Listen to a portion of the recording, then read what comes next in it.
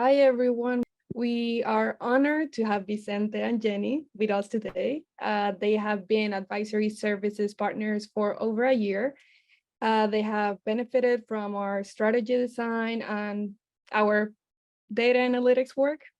Ingersoll has invested in their DI efforts over the last year, and they are starting to see the results, which is exciting. One piece that we have seen that is very special about Ingersoll is the stretch relationship that they have between C-suite and DI function, which we know and we believe is critical for the advancement of DI efforts. I'm turning it over to Felipe so he can start this. Thank you, Sid. And thank you everyone for joining us again. I want to join you, Sid, in thanking Vicente and Jenny for joining us. Thank you very much. Before we start, I want to walk everyone through the structure of the conversation today. We will ask a few questions to Vicente and Jenny, including some exciting lightning round questions. We will finish with a Q&A where we will go over some of the questions that you submitted when you registered, as well as some of the ones that you will place on the chat as time permits. So let me introduce Vicente. Vicente is the Chairman, President, and Chief Executive Officer of Ingersoll. Vicente serves on the Board of Ownership Works and was recently named to the Board of Directors for American Airlines. He is a big advocate of broad-based shared ownership programs that make every employee an owner. He is a graduate of Georgia Tech and MIT. He is a proud Puerto Rican. He joins us from Davidson, North Carolina, where he lives with his wife and 3 daughters. We also have with us Jenny Clemente. She is the Global Director of DEI for Ingersoll. She has been an essential part of IR for over 12 years, of which she worked for 10 years on the business side in the marketing and commercial functions. She now brings that rigor, the rigor of those functions, to the DEI strategy side. She graduated from Alejandro Humboldt University and holds an MBA from Wake Forest University. She is a proud Venezuelan. She joins us from Davidson, North Carolina as well, where she lives with her family. Thank you very much for joining again. Yeah, thank you, Felipe. Thank you. Vicente, around 3% of CEOs for the S&P 500 are Hispanic. This is a very small percentage compared to the Latino population of the US, which is over 18%. Mm-hmm. I think we can all agree that these numbers should be higher. Being one of those few CEOs, we definitely want to hear from you and your opinions, your experience, and learn from that. But the first question that I have for you is, which Latino values do you consider are essential for a Latino or Latina to display as a leader and remain authentic? You know, first of all, Felipe and team, thank you for this invitation. We're proud to be here, and thank you for the partnership also with MLT, which has been great so far. You know, I will say, Felipe, that the most important value for me is humbleness, and being a humble leader, humble servant of your teams. And the reason for that is that I think we all need to always go back to our roots and really understand that we all came from very humble beginnings, one shape or another.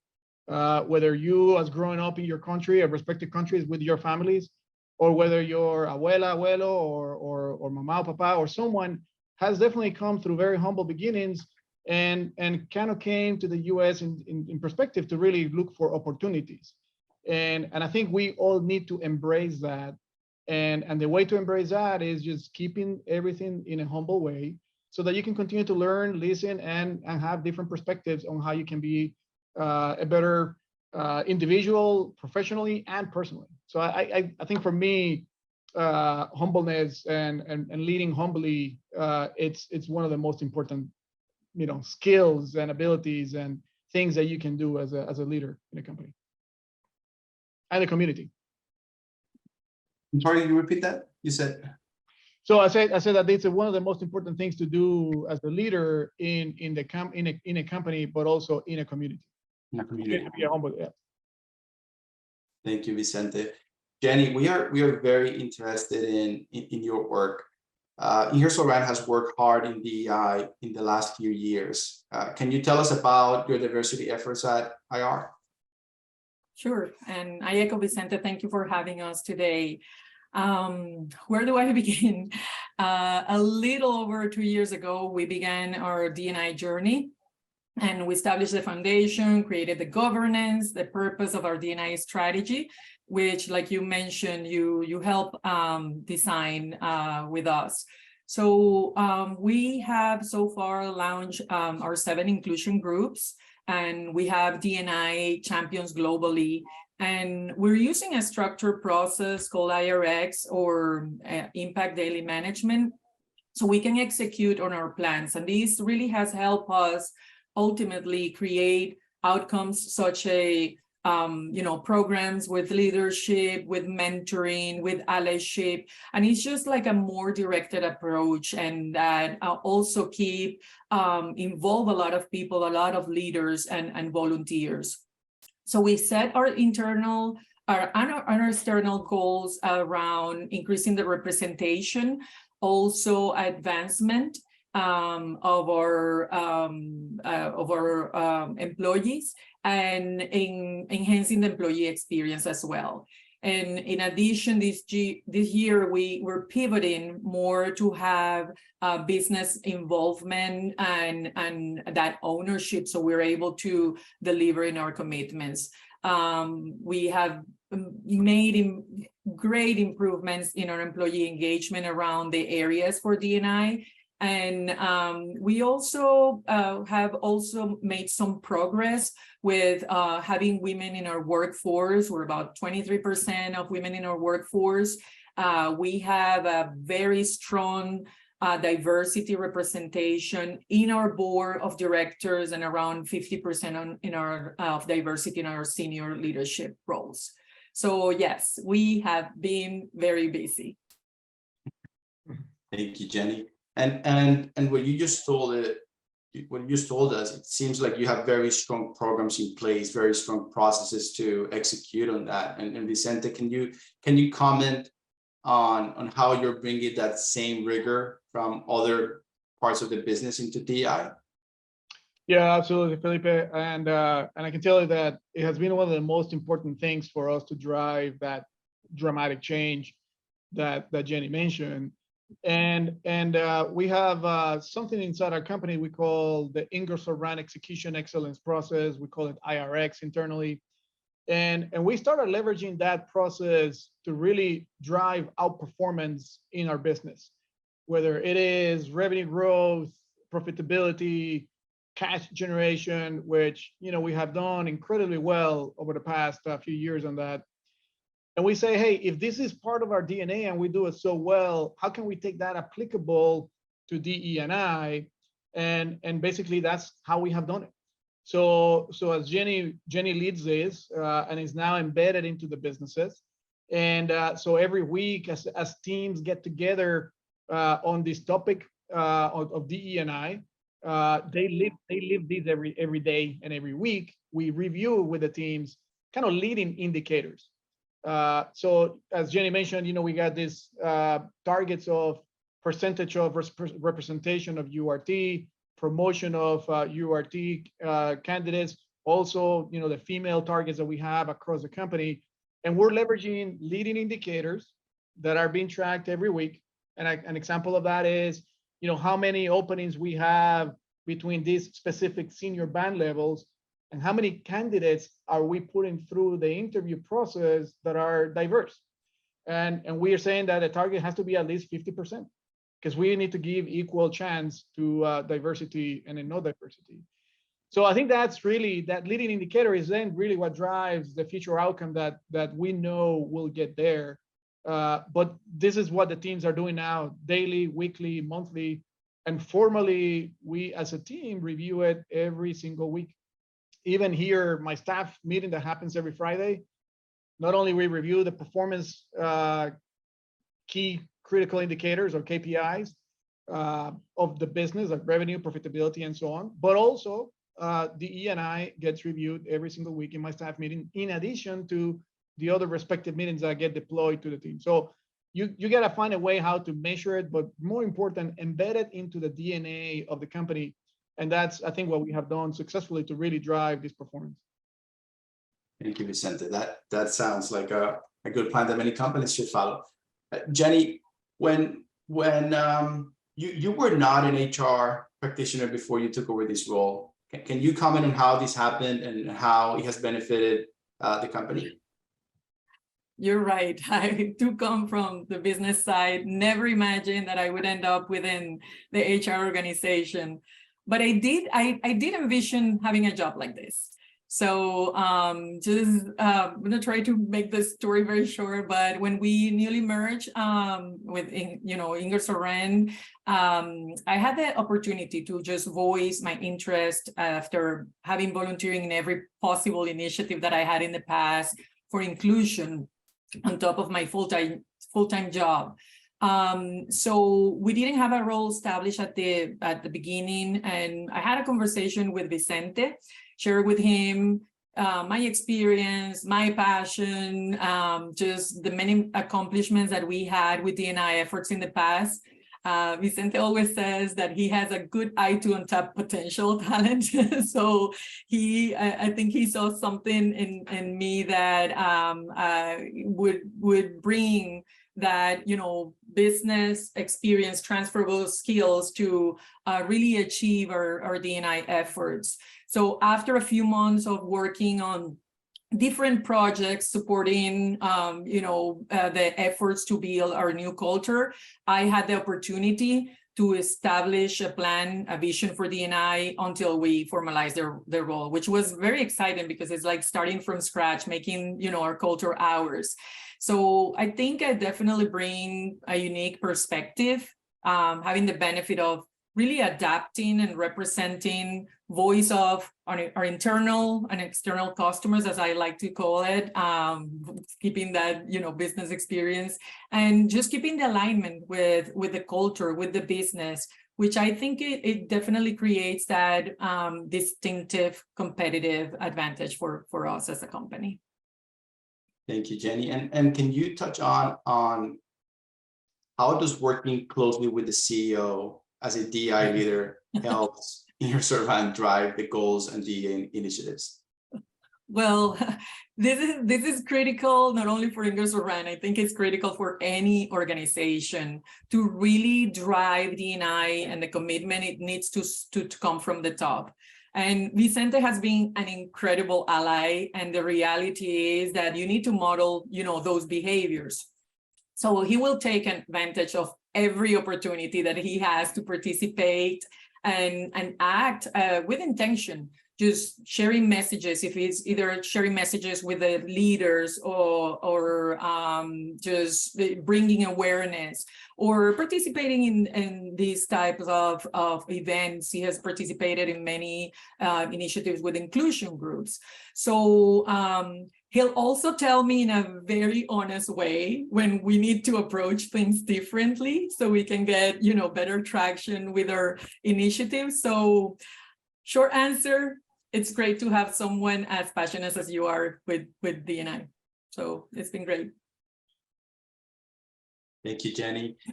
Vicente, one of the when I first started looking at you as a client and Jenny and learning about the firm, one of the things that came up on CNBC and the Wall Street Journal was about the employee ownership initiative. Can you talk about how that idea came along and the impact that it has had on Hispanic communities?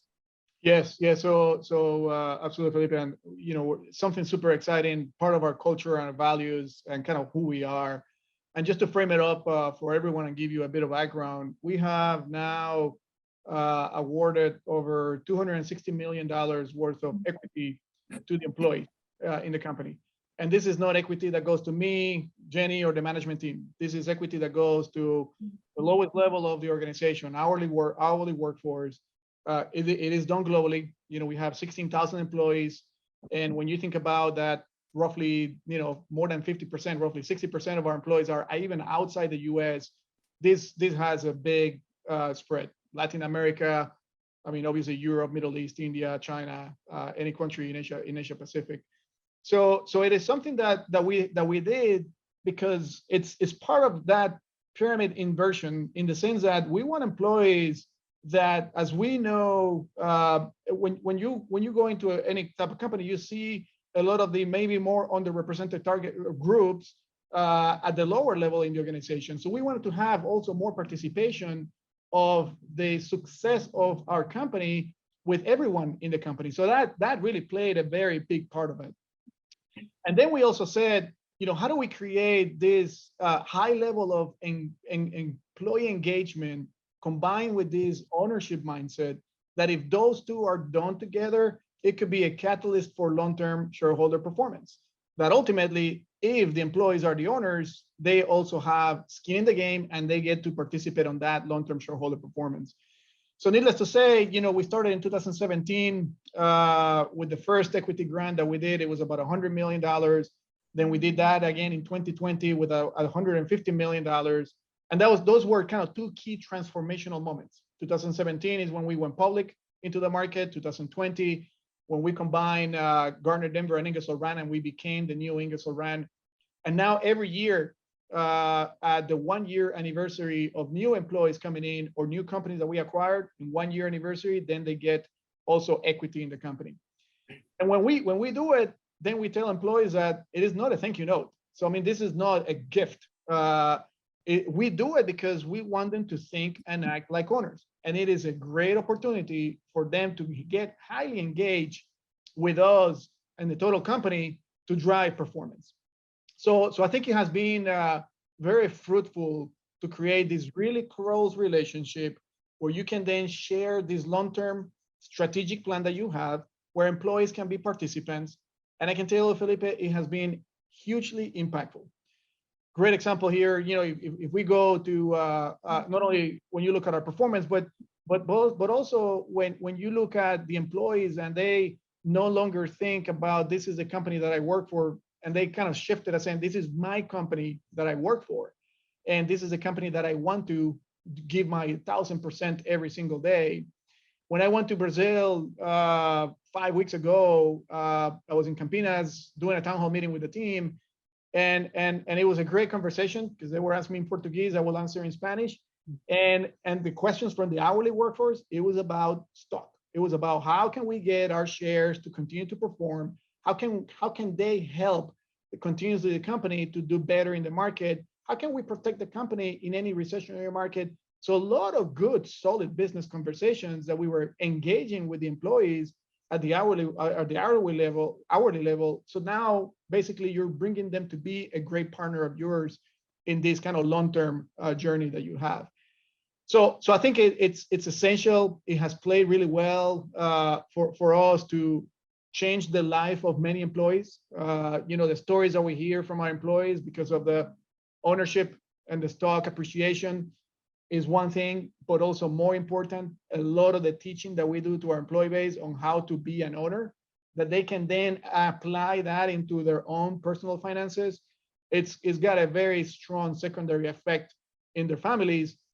And the third big bucket is that many of the employees are now having the conversation in the dinner tables with the family, the children that they have, about what does it mean to save money and own stock and create compounding value.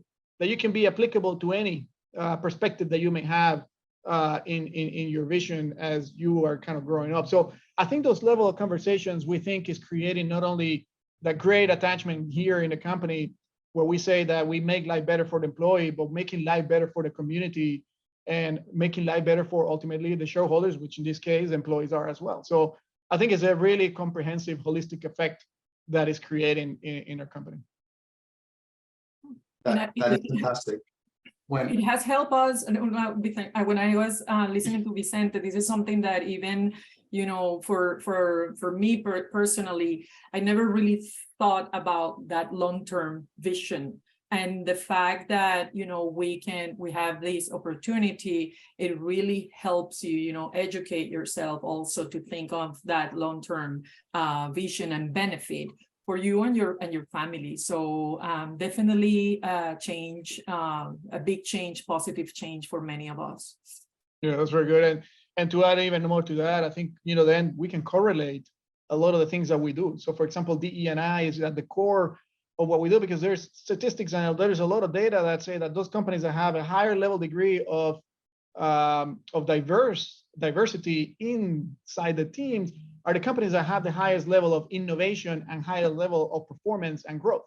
So again, we tie that to ensuring that our teams that, hey, you get this long-term performance thinking now. You have skin in the game. You can perform together. Let's make sure that we drive these kind of leading indicators, which are definitely going to get us to that ultimate point that we all want to be.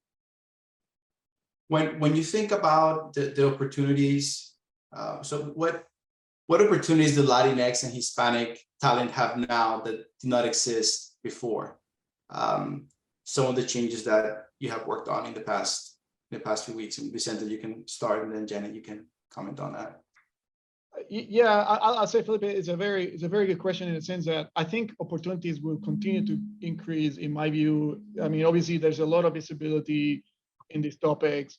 I think it's a lot about how also leaders like myself in companies, or other leaders in other companies, like, what do you do about it to create these opportunities? It's very important to be, as Jenny said, very intentional on how you do it. To find that talent and untap that talent to do unique things that could be done. I can tell you that, 30 years ago, when I came to the US and I went to do my undergrad education, opportunities were less. And I clearly remember going to my first day orientation, and basically I was told that because of my background and my scores, that obviously English as a second language, obviously my scores were not great in SAT at all. And I came through public school, so obviously not the best education that I was able to get growing, but I got really good opportunity to get into a great university, and I took up on that. But I was told that because of a lot of those backgrounds and a lot of that scores, that there was a high percentage of failure rate, that I was going to drop out of college. And obviously that gives you a bit of moment in time. They say, well, I'm going to prove you wrong, and I'm going to demonstrate that I can actually generate more opportunities than the one that you think could be closed here. So that was back then, 30 years ago. I think today, could there still be a little bit of that? Yes, potentially. But I think we all need to view it more as, how do we continue to open opportunities ourselves? And every time we see that little door that gets closed, or that potential door that could be halfway closed, how do you take that and turn that into a positive? And how do you turn that negative feedback that I received back then, and I turn it into a positive by just giving me a higher level of encouragement and higher level of passion to really outperform and do better? And all with the mission of, when I get to a position that I can actually give back and do help, how do I do that? So I think, Felipe, things are changing for the good. It's not always going to be rosy, but I think it's all upon all of us as individuals, that every time we see that little door that might close, or that negativity or that negative comment, that we take that and turn it into a very positive opportunity. Thank you, Vicente. Jenny, you wanna?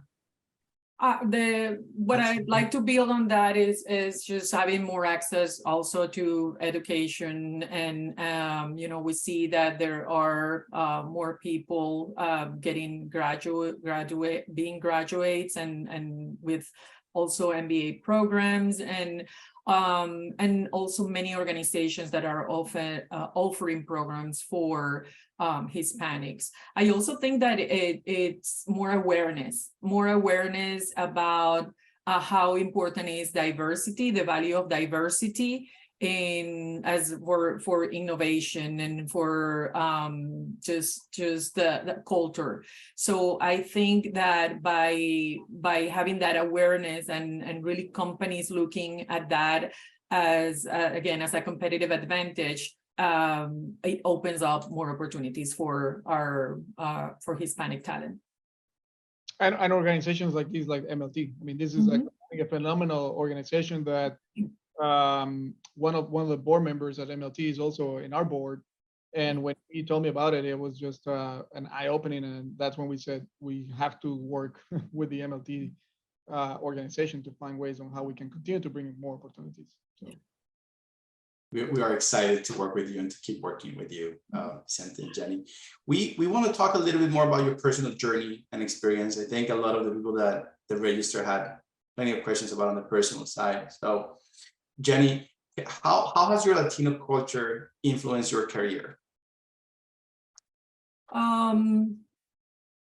I would say that it goes back to our values, and you know, when you display where you come from in an authentic way, just people respect that. So in my career, I've tried to do my best to speak with honesty, and but be courageous at the same time, and that builds that trust. And having, you know, that empathy and creating those meaningful connections is something that I believe is ingrained in a lot of our Latin culture. That really helps, you know, with just building those allies along the way.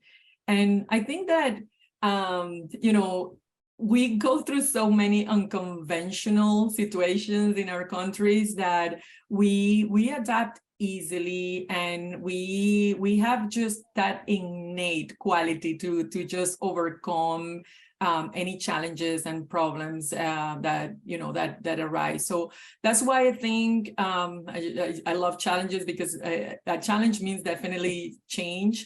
But this is something that help organizations like ours, because it fits, it just fits in our culture.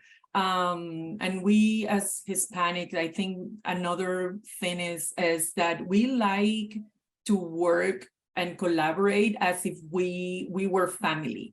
And I believe that creates, again, that accountability, that commitment, and because family really sticks together. It doesn't matter how you get along or not with your family, we usually will stick together. So it's about that collective effort and that those collective wins as well. And Vicente, can you tell us who and what influences you as a Latino leader? You know, I would say similar to what I said at the beginning in terms of my roots. I mean, I think my roots is what continues to influence me to have that personal purpose that I have, which is, you know, helping others. I grew up in Humacao, Puerto Rico, a very little town on the East Coast. You know, my mom, she was a sastre, a tailor. My dad, a teacher, and I think they taught me how education is important, but that also always be in the search of opportunities. My mom and dad are from Spain. They moved from Spain away from all their families to try to find a better opportunity in the island. And I got a chance to, you know, I was born and grew up there. And I think always thinking back and those beginnings, and when I think about it, that and I look at some of the old pictures and I say, hey, I'm always looking for that little kid or that little girl that just needs to give a good chance and a good opportunity and be shown that anything is possible as long as you have great, strong ambitions. So for me, I always go back to that mental picture of growing up in a little town that could not understand what even business was back then, and how just with passion and ownership, you just continue to grow and learn, always want to do more, and make sure that it goes aligned with your personal purpose. And in our case, I'm so humble and excited that, you know, ultimately my personal purpose of helping others and making life better for others, it ties really well with our company purpose.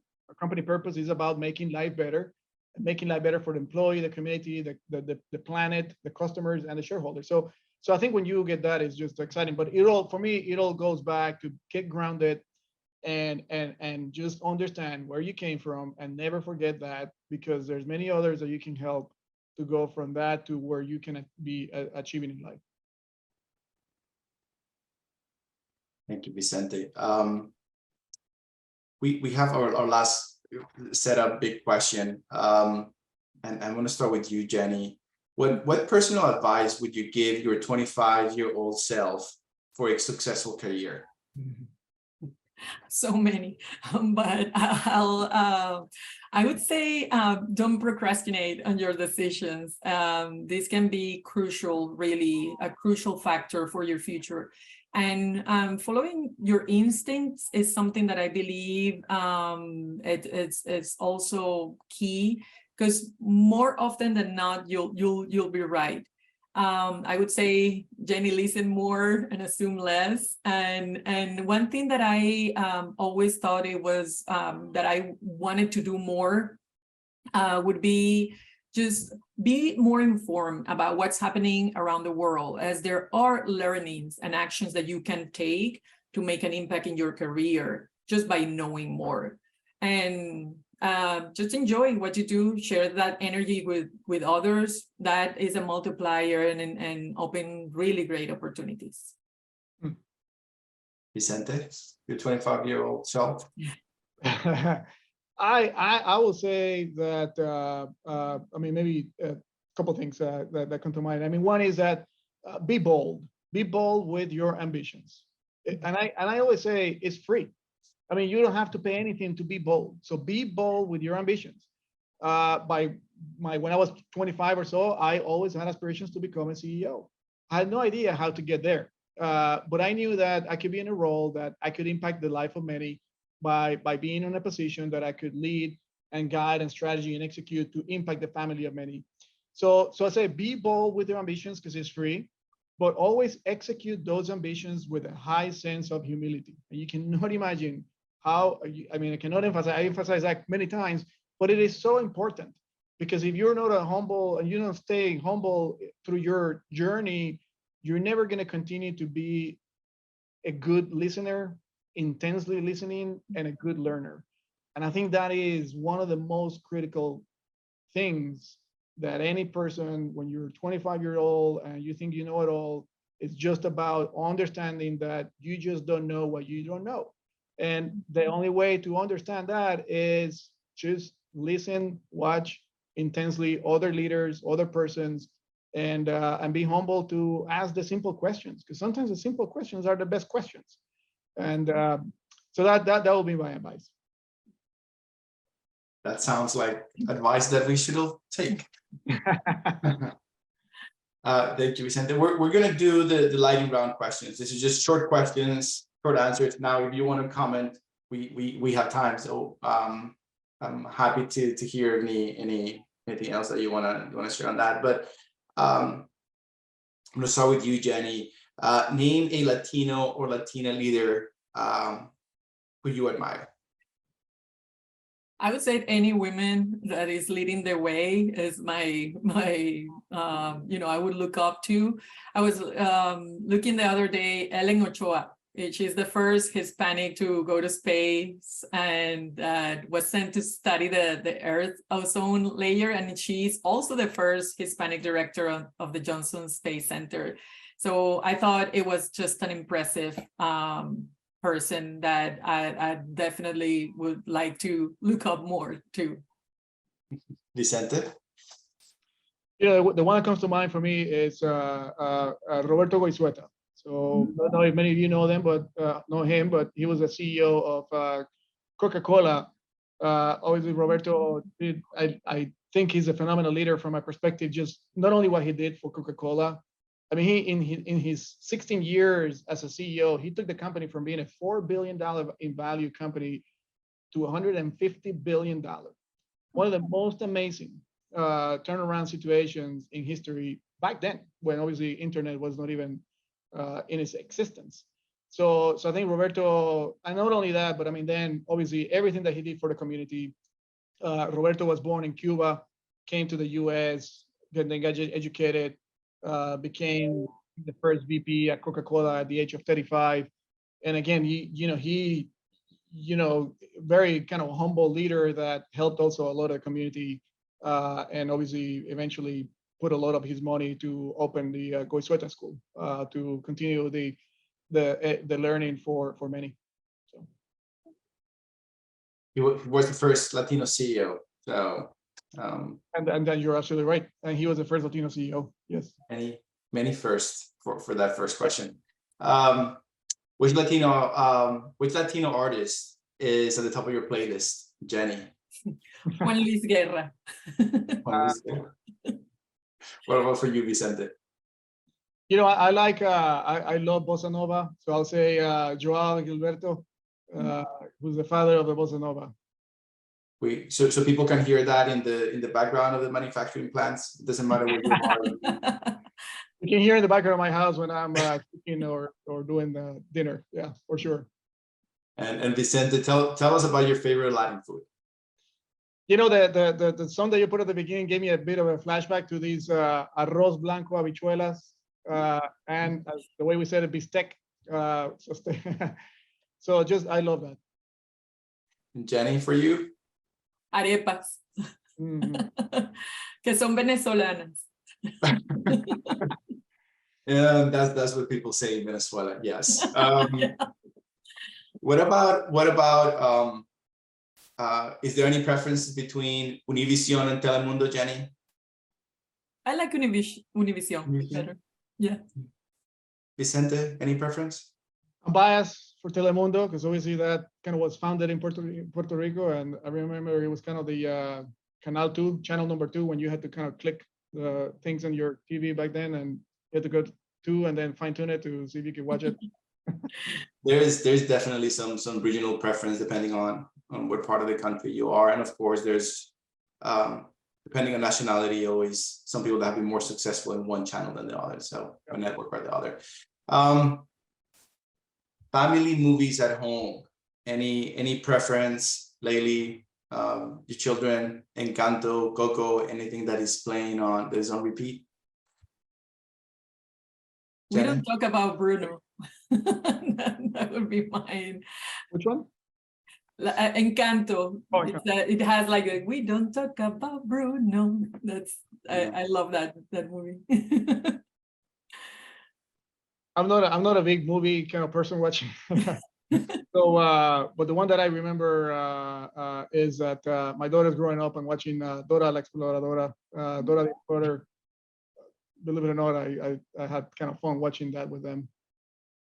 My son likes Dora as well, but he loves Encanto. In terms of soccer, so World Cup is coming at the end of the year in November.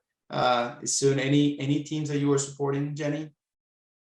I always like Brazil, and yeah, it's just the way they play. Love Brazil. Yeah. Vicente, are you? Yeah, I have to say Spain. Spain, okay. No Team USA. Anyone here? No. Anyone hopeful? What about your favorite place in Puerto Rico, Vicente? I'll still say Humacao. I mean, Humacao, little town, and but I tell you, it's just got I like. So it's just one of those that when I get a chance to go back there, it just kind of relaxes me, just brings a lot of good memories, and yeah. So it's not the fanciest place, but it's the one that really takes me down to a more grounded moment. So yeah, Humacao. And for you, Jenny? I'd say La Playa, the beach. Venezuela has beautiful beaches, and if I would take a vacation anywhere, I would choose the beach. Anyone in particular in Venezuela? Are you thinking about Margarita or? Oh, Margarita is definitely a beautiful island. I used to go to Los Roques, which is very close to Venezuela. So yeah, clear water, white sands, and just beautiful. Being in contact with the sound of the sea, definitely my favorite place. And a controversial one. So in terms of preference of self-identifying, do you have one that you like, Hispanic, Latino, Latinx, Latine? Or do you one that you use more, Vicente? You know, I don't know. I'll say I use them. I don't say interchangeably, but I mean, as you know, for me, Hispanic refers more to kind of the language, and then Latino, Latina, Latinx is more kind of culture. So I just think we may need a third one that combines the two of them. But I think the two are kind of good, and it's just about who you are and what you feel proud. I feel proud about being both. Hispanic is obviously multi-language. Latino, because grew up in Puerto Rico. My wife is in Panama. My roommates in college were from Colombia, Venezuela, El Salvador. So I think it's just that multicultural side. I like that too as well. It's essential to who we are. And then for you, Jenny? We use for D&I, we use Latinx, but I would always, call myself Latina. So that's has been the preference too. I echo what Vicente said, but I tend to be always gravitating to call myself Latina. Yeah, it's very hard to find one that makes everyone happy. So I think Yeah. we'll continue to evolve until we find one. Yeah. If you have something, Vicente, let us know. We'll try to push for that third selection or third way. Thank you for that. We receive a few questions from the people who registered, and we'll start going through them. So people were very interested about life-work balance, and they had a question about how do you balance career opportunities with family values? Things like relocating from a job, from a location for a job, away from your family. So Vicente, yeah, you want to comment on that one? Yes, I'll say, first of all, I say that the work-life balance, it's something that you as an individual, you have to find yourself. And you have to find it yourself. I mean, not only from that side, but also what you do in terms of, whether you want to do meditation, yoga, exercises. But I think that is also kind of quite important on that holistic view, in my opinion. And you can only do it yourself. I mean, I'm very lucky, obviously, that my wife has been incredibly supportive of my career. She had a career. She's a professional engineer as well. But she has been incredibly supportive of my career. So I obviously could not be here without the support that she gave me, the support that she gives to our family. I do know that in my side, it's about the quality of time and not the quantity of time. So when I am with the family, I am with the family, and that's it. I am not with the phones, or I am not on the emails, but I try to spend the time with the family. And in terms of that relocation for career, I'm probably going to be the worst example, because I relocated almost every 2 years for a while, and pretty much, a lot of places here in the U.S., internationally, in Europe, living in Germany. But it's all about just ensuring that you got that passion for what you want to do, that bold ambition, and if you have it and you can create that holistic balance as an individual with your family, it can be done. It can be achievable. Thank you, Jenny.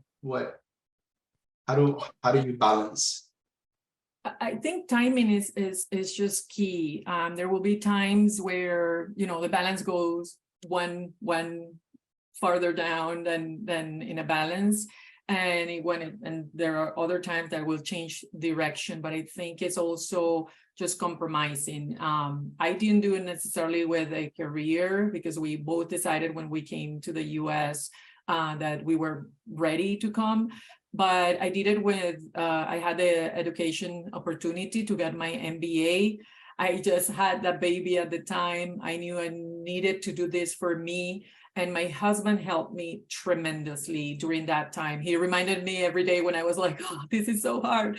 There is that wall with that nail waiting for your certificate. So it wasn't easy, but once you compromise, you know what to expect, and you work through it and to find that balance. Thank you. What do you think? Another question from the registrants. What do you think is your competitive advantage or edge as a Latino leader? I'll start with you, Jenny. I think it would be about attitude and having that sense of purpose and adapting. That helps you really realize those aspirations, but it also helps you to embrace the change. And we know the only constant is change, but I think that's one of the biggest competitive advantage that we will have as Latino leaders. Adapting. Vicente? You know, I echo that, and I will say to that, I will add on being authentic. I think it's really core and important to continue to stay authentic and be who you are, and at any level, any position, and treat others the way you want to be treated.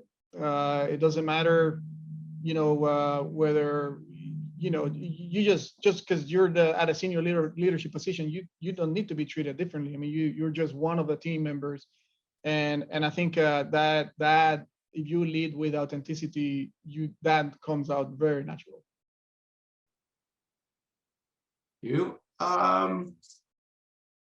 Jenny, some people were interested in understanding. So they're saying, so that as we know, the Hispanic community is very diverse. There's many dimensions. There's race, there is heritage country, there is immigration status, there is language, there's many different aspects of his socioeconomic status. How does Ingersoll Rand approach inclusion for all members of the Hispanic community? Well, I mentioned we have 7 inclusion groups, and we have incredible collaboration among the inclusion groups. So that approach really helps that intersectionality with someone who is Hispanic, a woman from African descent, or part of the LGBTQIA community, to really feel that sense of belonging, as there will be different aspects that will be addressed through all these groups. I think that's how we would approach it. Yeah. And I would add to that too as well. You know, Jenny and the team, they have done a good job on creating this kind of safe space moments where teams can have conversations. It could be you know with any of the inclusion groups. But I remember some of the more fun events too as well on the Hispanic inclusion group, where you know teams present you know which one has the best arepa. Colombia, Venezuela, they argue about it, but it's just one way of kind of bringing that diverse way of not only that culture, ethnicity, the countries, but also how culture changes so much, even on simple things like even food. But so we have a question from Chris in the chat. He wants to understand a little bit better, what is the approach to supplier diversity at Ingersoll Rand? Can you comment on that, Vicente or Jenny? Yeah, so this is actually now that we have we said that we first wanted to make sure that we were having a good control of the processes or control of the execution of DE&I diversity inside Ingersoll Rand. As Jenny mentioned, we started at the top. You know, our board of directors is 60% diverse from gender and ethnicity. You know, and welcome for you to take a look at our webpage and see how phenomenal leaders that we have. That is, you know, these are the best leaders in our opinion within the specific domain expertise.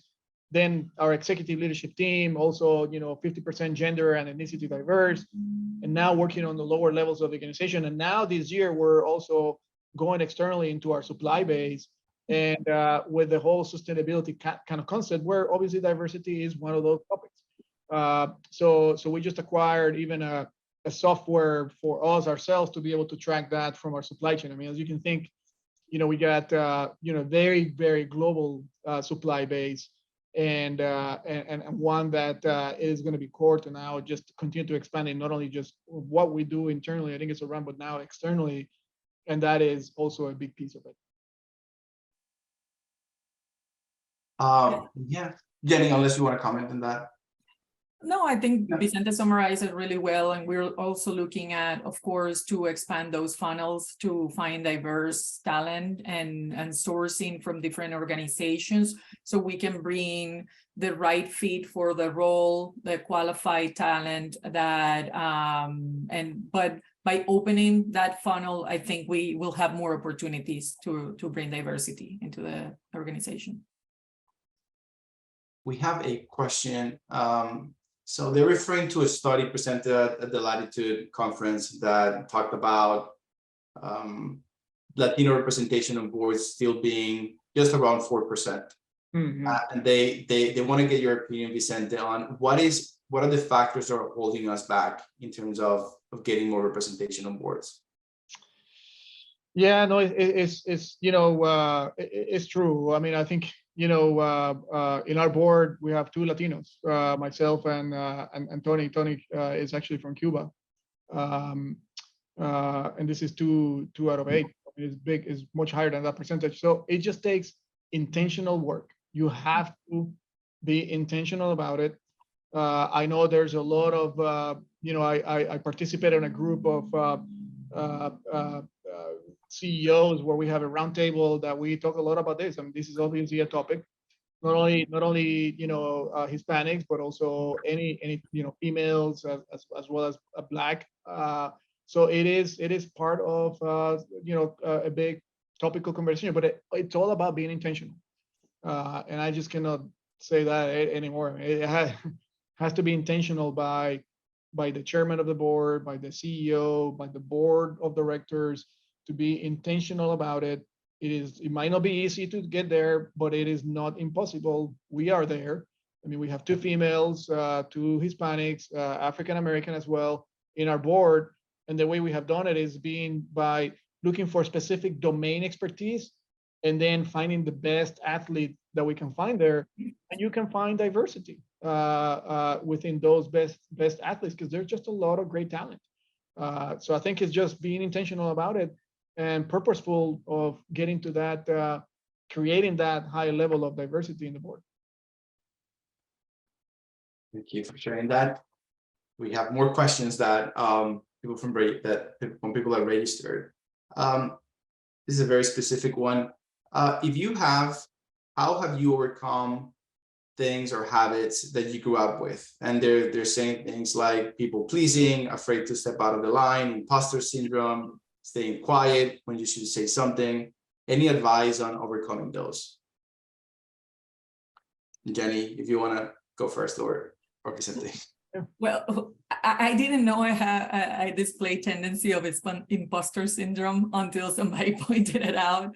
So I always been very critical. So in my head, I'm always trying to push myself to be better, and I think that's normal. So one thing I did was first recognize it, then really give myself a little bit of grace. And then, when I have that feeling just growing up, before my mind developed that story of what's going to be, you just take a deep breath and then connect with something like, I don't know, nature, music, whatever makes you, relax.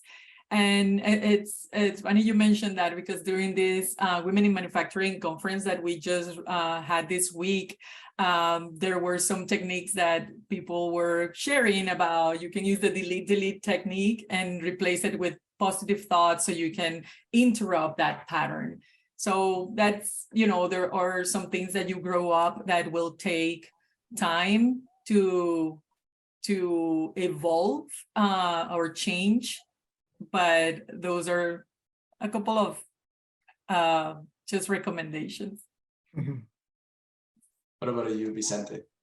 Yeah, I think for my side, I think it's just always being grounded on your roots, and I think think about think before you act sometimes, and be self-aware, and be thoughtful about what would my mom or dad or abuela will say if they see me doing this or that.